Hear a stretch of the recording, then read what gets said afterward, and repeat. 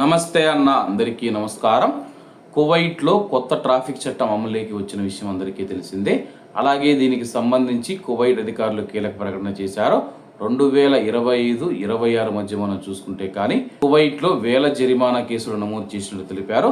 General traffic డిపార్ట్మెంట్లోని traffic awareness department assistant director lieutenant Musaid al Aslawi గారు స్థానిక మీడియాతో మాట్లాడుతూ, అలాగే గత సంవత్సరం ఏప్రిల్ 22వ తేదీ నుంచి ఈ సంవత్సరం ఏప్రిల్ 22వ తేదీ వరకు పాదచారుల క్రాసింగ్ కోసం కేటాయించబడిన ప్రదేశాలలో రోడ్డు దాటిన వ్యక్తులపైన సుమారుగా 8,938 ట్రాఫిక్ ఉల్లంఘనలు జారీ చేయబడ్డాయన్నమాట.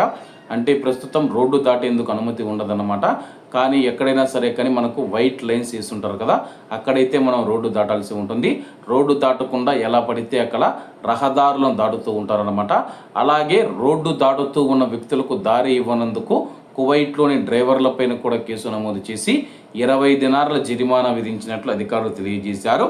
పాదచారులకు ట్రాఫిక్ ప్రాధాన్యత ఇవ్వకపోవడం అనే నిబంధన కింద పాదచారుల క్రాసింగ్ వద్ద ఆగని వాహనాలపైన 20 కువైట్ దినార్ల జరిమానాతో ట్రాఫిక్ ఉల్లంఘన నమోదు చేయబడింది.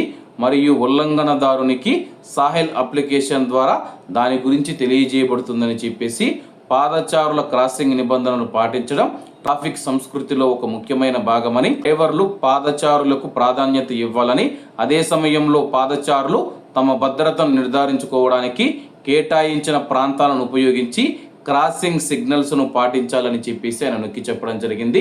ప్రస్తుతం కువైట్లో నడుస్తూ ఉన్నవారు ఎవరైతే ఉన్నారో మీకు కేటాయించబడిన ప్రాంతం నుంచి మీరు రోడ్డు దాటాల్సి ఉంటుంది.